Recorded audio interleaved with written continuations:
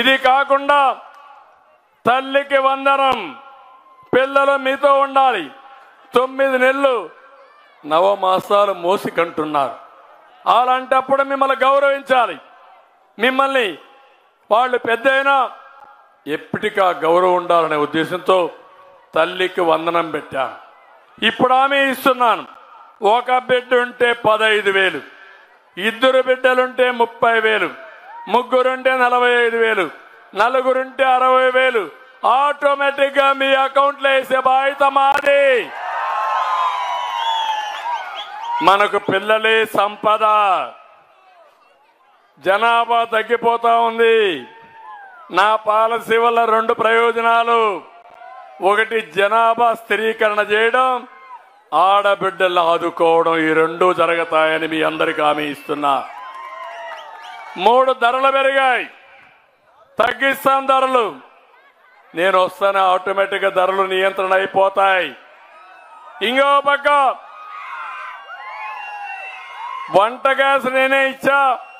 ఈరోజు వంట గ్యాస్ పోయింది, ఆటెక్కిచ్చారు. మళ్ళీ సంవత్సరానికి 3 సిలిండర్లు మేము ఆడబిడ్డలకు ఇచ్చి మీ రుణం తీర్చుకుంటా.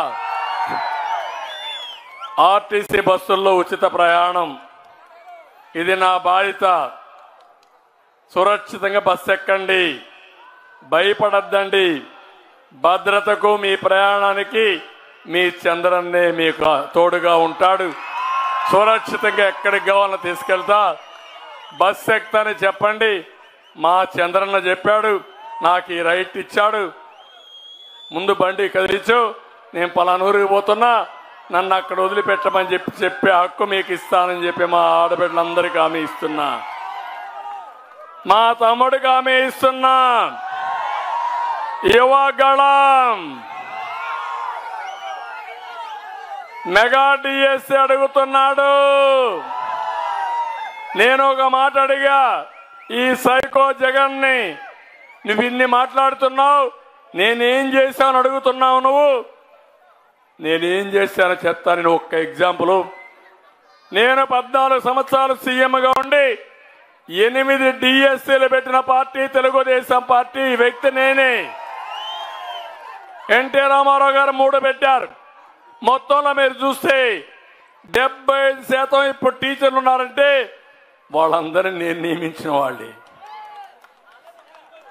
ఇప్పుడు నేను అడుగుతున్నా వీళ్ళని, 5 ఏళ్ళు ఉన్నావు, నీ మార్క్ ఏంటి?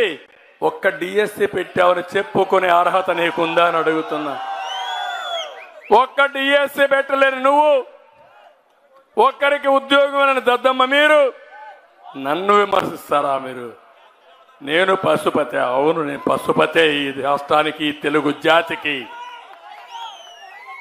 అందుకే నేను ఒకటి హామీ ఇస్తున్నా మీ అందరికీ, 20 లక్షల ఉద్యోగాలు ఇప్పించే బాధ్యత నాది.